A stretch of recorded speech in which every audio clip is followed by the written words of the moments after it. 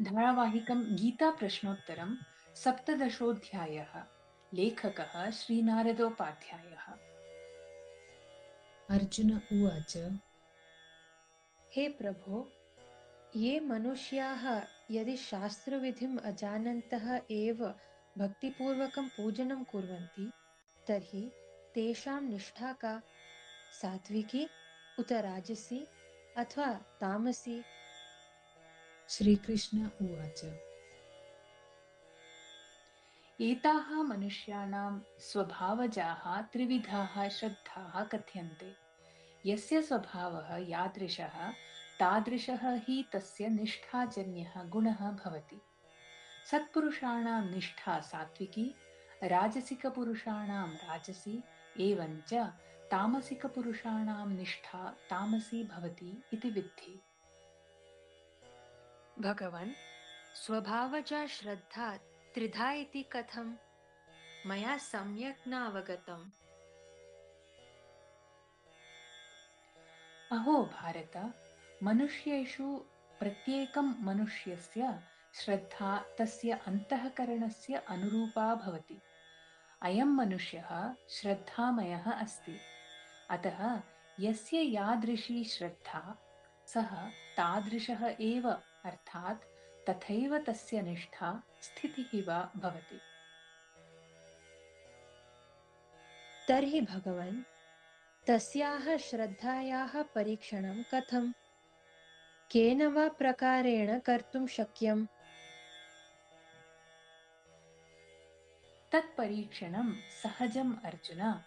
पश्य, सात्विकाः मनुष्याः देवान् पूजयन्ति, राजसाः यक्षरक्षांसि यजन्ते, तामसाः जनाः च भूतप्रेतान् यजन्ते। इत्येवं कः कीदृशः स्यात् इति परीक्षणं भवति। तर्हि अश्रद्धावतां जनानां परीक्षणं कथं भगवन्? अर्जुन, ये अश्रद्धावन्तः मनुष्याः ते दम्भेन, अहङ्कारेण, कामनया, आसक्त्या, हठेन च समन्विताः सन्तः शास्त्रविधिरहितं घोरं तपश्चरणं कुर्वन्ति। स्वकीयं पाञ्चभौतिकशरीरं सम्पीड्य तेषाम् अन्तःकरणे स्थितं मामपि ते क्लेशयन्ति। एतादृशान् मनुष्यान् त्वम् आसुरस्वभाववतः जानीहि। भगवन्, त्वया इतः पूर्वम् उक्तं यत् तपसा पूजनेन च श्रद्धावताम् अश्रद्धावतां च परीक्षा भवति इति। परन्तु ये तपः पूजनं च न कुर्वन्ति तेषां परीक्षा कथं भवेत्? अहो पार्थ, जगति स्थिताः सर्वेऽपि प्राणिनः भोजनं तु नित्यं कुर्वन्ति एव ननु? भोजनस्य रुच्यनुसारं तेषां परीक्षा भवति। यतोहि सर्वेषां कृते आहारः अपि त्रिविधः एव प्रियः भवति। तथैव यज्ञः, तपः, दानं च त्रिविधम् उच्यते। तेषां भेदम् इमं शृणु। तर्हि भगवन्, ये सात्विकमनुष्याः तेषां कस्मिन् आहारे रुचिः भवति? आम् अर्जुन, सम्यक् प्रश्नः तव। शृणु, आयुर्वर्धकः, सत्त्वगुणप्रदः, बलप्रदः, आरोग्यप्रदः, सुखप्रसन्नतादिप्रदः, स्थायी, हृदयपोषकः, रसयुक्तः, स्निग्धः इत्येतादृशाः आहाराः सात्विकमनुष्याणां प्रियाः भवन्ति।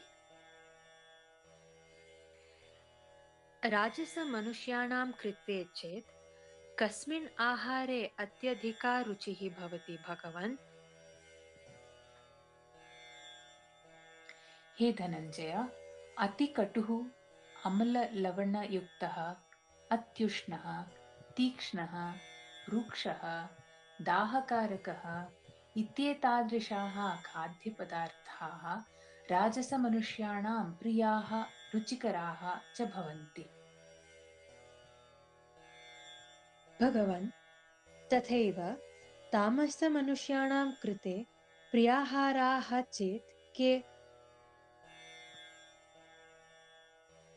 पार्थ, ये अर्धपक्वाः रसहीनाः मदिरापलाण्डुलशूनादयः दुर्गन्धियुक्ताः पर्युषिताः उच्छिष्टाः मांसाण्डादयः अमेध्याः च भोजनपदार्थाः सन्ति, ते तामसमनुष्याणां रुचिकराः भवन्ति।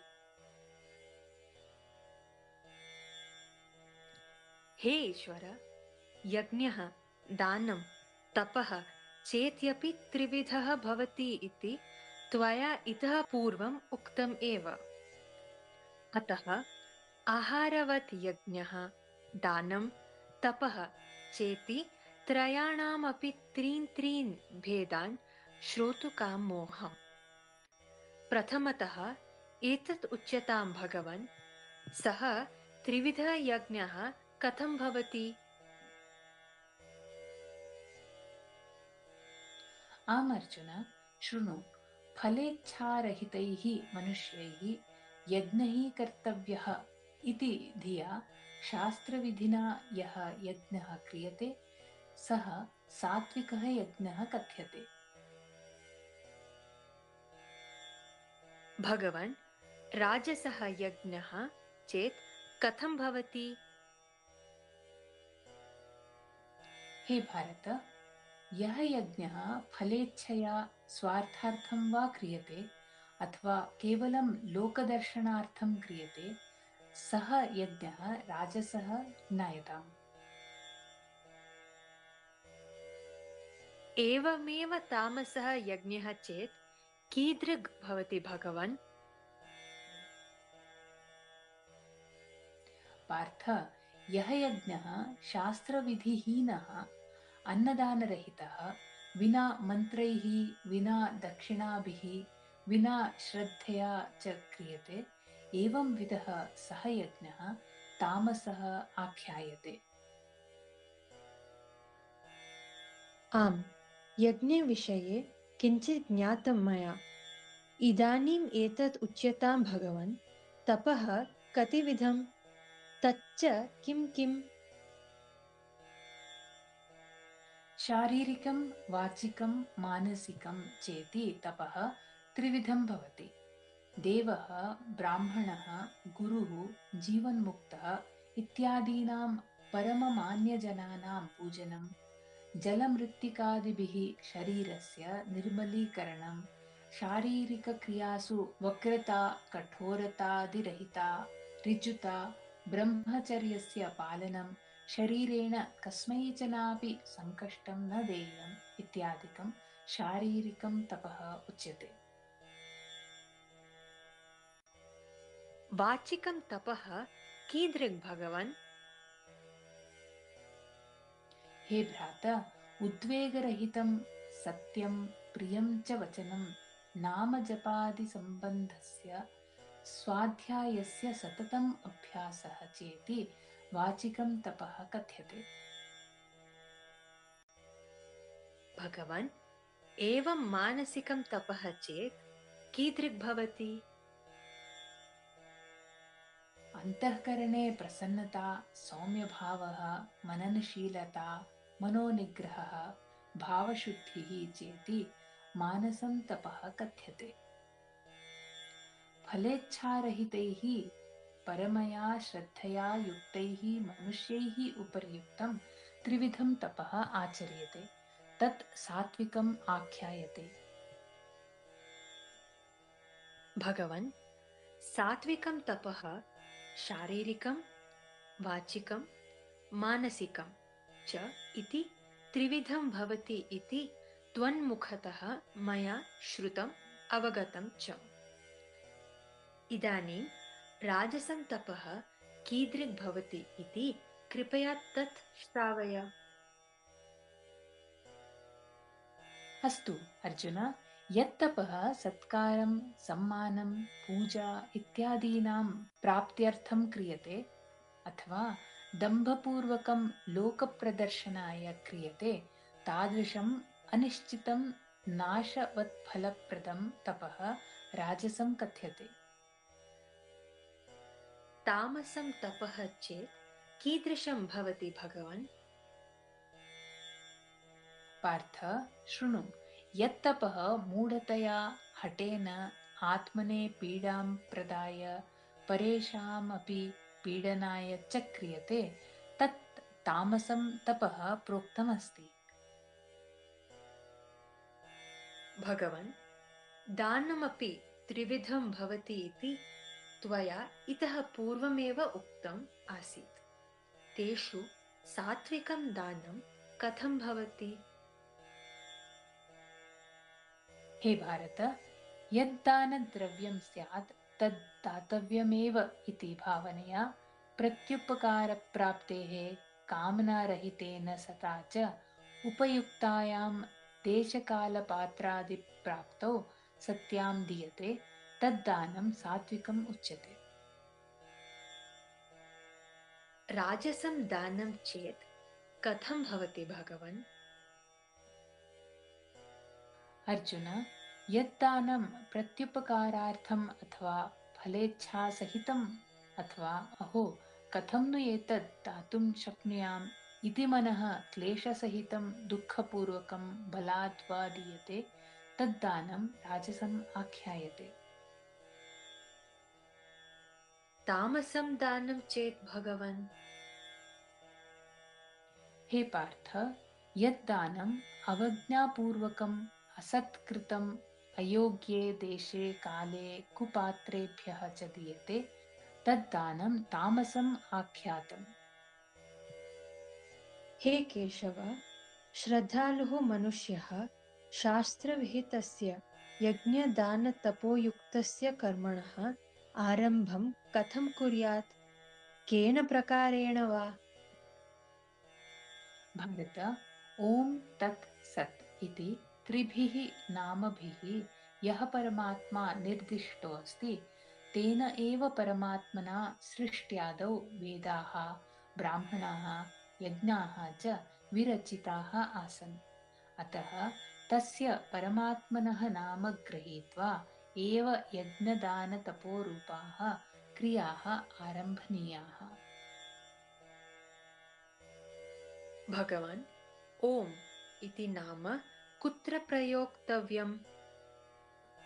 अर्जुन, वैदिकसिद्धान्तं मन्यमानाः ये सत्पुरुषाः ते शास्त्रविधिना प्रोक्ताः यज्ञदानतपः क्रियाः सदा ओम् इति नाम उच्चार्य एव आरभन्ते। तत् इति नाम्नः प्रयोगः चेत् कुत्र भवति भगवन्? हे धनञ्जय, तत् इति नाम्ना उच्यमानाय परमात्मने सर्वमिदम् इति मत्वा फलेच्छारहितैः मुमुक्षुभिः मनुष्यैः अनेकधा यज्ञदानतपोरूपाणि कर्माणि आचरन्ति।